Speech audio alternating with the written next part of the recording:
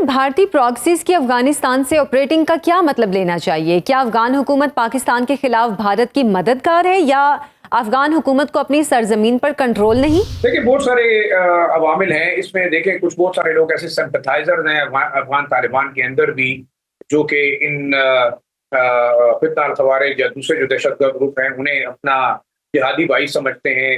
بقول ان کے جب یہ لوگ پاکستان کے اندر تھے تو انہی لوگوں نے ان کو سپورٹ کیا. ایک تو یہ ریزن ہو سکتا ہے. دوسرا کابل انتظامیہ بھی طالبان کے معاملے کو جو ٹی ٹی پی کا معاملہ ہے اسے ایز اے بارگیننگ چپ استعمال کرتے ہوئے مراد مانگتی رہی ہے. تیسرا جو عام فیکٹر ہے جس کی طرف آپ نے اشارہ کیا, بہت سارے علاقوں کے اندر افغان طالبان کی رٹ بھی نہیں ہے. وہاں پہ آئی ایس خراسان ہے, اس کے علاوہ دوسرے دہشت گرد گروپ ہیں, ٹی ٹی پی ہے, بی ایل اے ہے, جو کہ آپریشنلی ان علاقوں کے اندر لوگ وہ ایریاز کے اندر جو ہے وہ جو ہے اپنی کاروائیاں کریں جہاں پہ افغان حکومت کی رٹ نہیں ہے. دوسرا اس میں بھی کوئی دوسری رائے نہیں ہے کہ جب امریکی افواج یہاں سے وڈرال کیا تو یہ امریکی اسلحہ ساز و سامان گولہ بارود بہت سارے وار لارڈ اور سپلنٹر گروپس کے ہاتھ لگا ہے جو اس وقت پاکستان کے خلاف بھی استعمال کر رہے ہیں اور انہی طالبان کے خلاف بھی استعمال کر رہے ہیں. تو 2-3-4 فیکٹرز اکٹھے ہو کے یہ معاملات بنا رہے ہیں.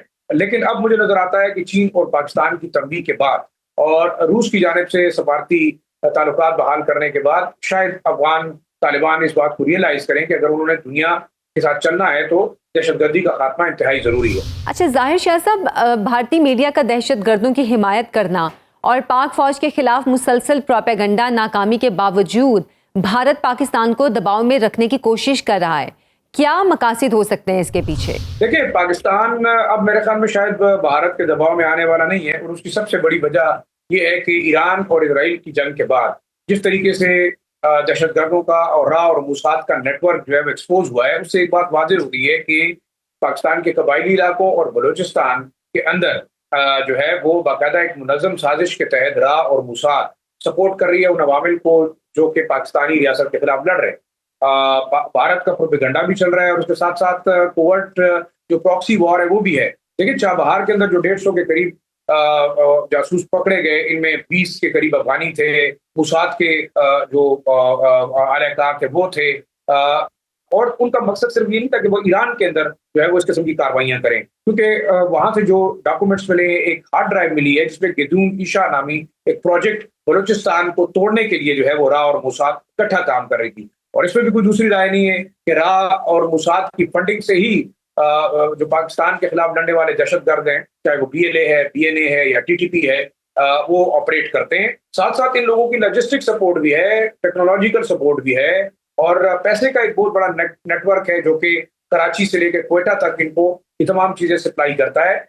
راجیش سنگھ نامی ایک اور ایجنٹ کو پکڑا گیا چابہار میں, جس نے دوران تفتیش یہ بتایا کہ کس طریقے سے منی ٹریل ہوتی ہے زائدان سے کراچی اور کراچی سے ہنڈی کے ذریعے ان دہشت گردوں کو پیمنٹس ہوتی ہیں. تو دیکھیں یہ اوور آل ایک بہت بڑا نیٹ ورک پاکستان نے توڑا ہے. اب میرے خیال میں ہندوستان کو بھی اندازہ ہو گیا ہے کہ وہ نہ صرف جنگی محاذ میں پاکستان سے نہیں جیت سکتا بلکہ ڈپلومیٹک محاذ پہ بھی اس کو شکست ہو رہی ہے. ساتھ ساتھ یہ جو پراکسیز تھی افغانستان کی سرزمین کے اوپر راہ اور موساد کی, ان کو بھی کاؤنٹر کیا جا رہا ہے. بہت بڑے بڑے انٹیلیجنس بیسڈ آپریشن ہوئے. تو میں یہ سمجھتا ہوں کہ پاکستان کی پوزیشن اتنی مستحکم ہو گئی ہے کہ وہ ان پراکسیز کا مقابلہ بڑے آسانی سے کر رہا ہے, اور میرے خیال میں ان کا خاتمہ بھی کیا جا رہا ہے. اچھا سر, دہشت گردوں کو در اندازی سے روکنے میں افغان حکومت کی ناکامی کیا پاکستان اور افغانستان کے درمیان ثالثی کے لیے کی جانے والی چین کی جو کوششیں ہیں اس کی ناکامی کہیں ہم اسے؟ دیکھیں افغانستان کئی سالوں سے جو ہے جنگ کا سامنا اس کو کرنا پڑ رہا ہے. وہاں پہ ایک مسٹرسٹ ہے, لوگوں کا آپس میں جو ہے وہ ایک کوآرڈینیشن اپنی جگہ پہ, لیکن وہ ناراض بھی نظر آتے ہیں. دوسرا میں یہ نہیں سمجھتا کہ ڈپلومیٹک کوششیں ناکام ہوگی. اس کی وجہ یہ ہے کہ افغانستان ٹوٹلی پاکستان پہ ریلائی کرتا ہے, اور ابھی تو آپ نے ان کی لیڈرشپ کی جانب سے دیکھا کہ وہ تجارت بھی کرنا چاہتے ہیں, وہ دہشت گردوں کو بھی روکنا چاہتے ہیں.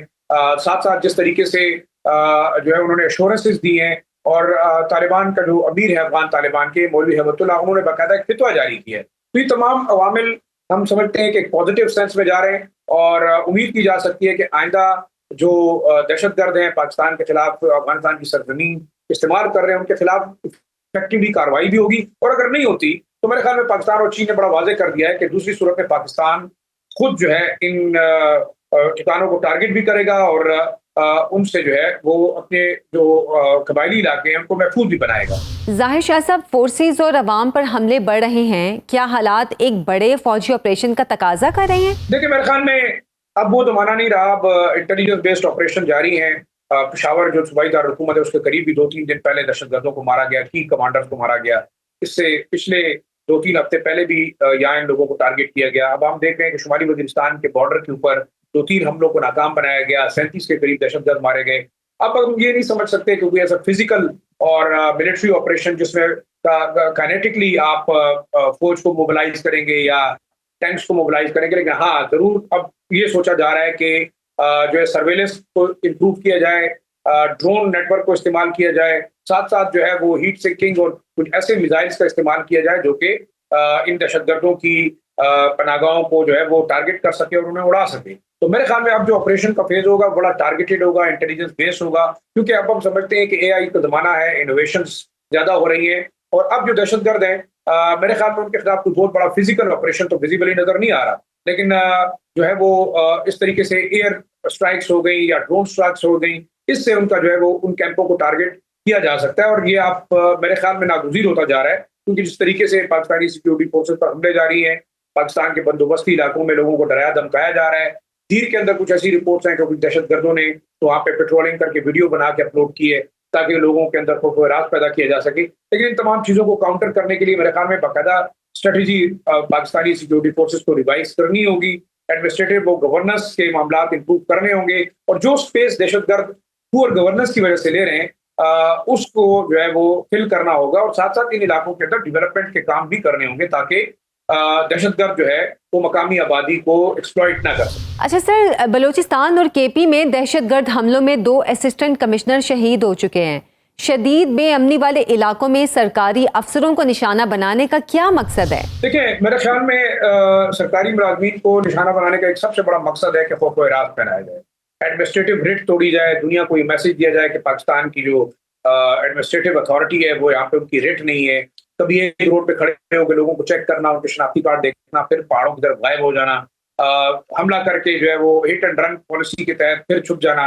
मकामी आबादी भी डेफिनेटली इन मामलात के अंदर किसी न किसी तरीके से इनको जो है वो सपोर्ट करते हुए नजर आती है, लेकिन मैं ये समझता हूँ कि मकसद सिर्फ और सिर्फ हिरास फैलाना है। लेकिन पाकिस्तानी जो अवाम है, पाकिस्तानी सिक्योरिटी फोर्सेज हैं, पिछले कम से कम 3-4 दहाइयों से इन दहशतगर्दों के खिलाफ लड़ रही है और उनका रिजॉल्व विजिबली नजर आ रहा है कि वो कम नहीं हो सकता।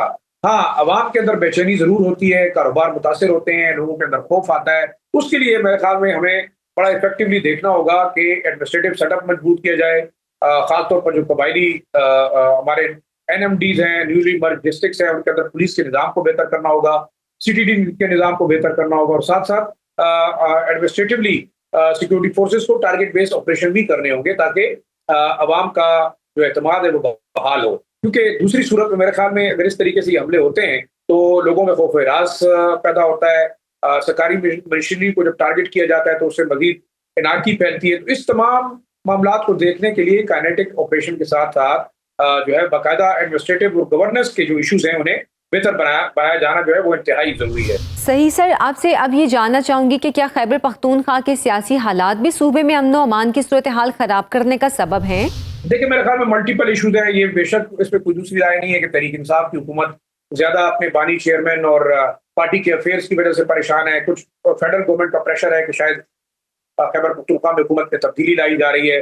ये इशूज अपनी जगह पे, लेकिन सबसे जो अहम इशू है वो रिसोर्सेज का है। इस दफा हमने देखा कि प्रोविंशियल हुकूमत ने 6 अरब रुपए जो है ना वो पुलिस की स्ट्रेंथनिंग के लिए, लॉ एनफोर्समेंट की एजेंसीज की स्ट्रेंथनिंग के लिए जो है वो जारी किए हैं। 6 अरब रुपए उनको फेडरल गवर्नमेंट दे रही है। तो मेरे ख्याल में मरकजी और सूबाई हुकूमत की जो चपकलिश है, बिल्कुल आपने दुरुस्त फरमाया कि वो भी एक वजह हो सकती है लॉ एंड ऑर्डर के मसाइल की। लेकिन जब तक ये दोनों एक पेज पे नहीं होते, एक कलेक्टिव स्ट्रेटेजी नहीं होती, मसाइल बढ़ते जाएंगे। दूसरा, जो टेक्निकली खैबर पख्तूनख्वा का सूबा जो है वो बॉर्डर का सूबा है और बॉर्डर के साथ लगने की वजह से मेरे ख्याल में मरकजी हुकूमत की भी इतनी जिम्मेदारी बनती है जितनी जो है सूबाई हुकूमत की। लेकिन इसमें कोई दूसरी राय नहीं है कि आपने अपने लॉ एनफोर्समेंट एजेंसीज को स्ट्रेंथन करना है, उनको जो है वो मजबूत करना है, तो उसके बाद ही जाकर हम उम्मीद कर सकते हैं कि ये मामला जो है वो बेहतर होंगे। बहुत शुक्रिया, जाहिर शाह शेराजी साहब हमारे साथ मौजूद थे।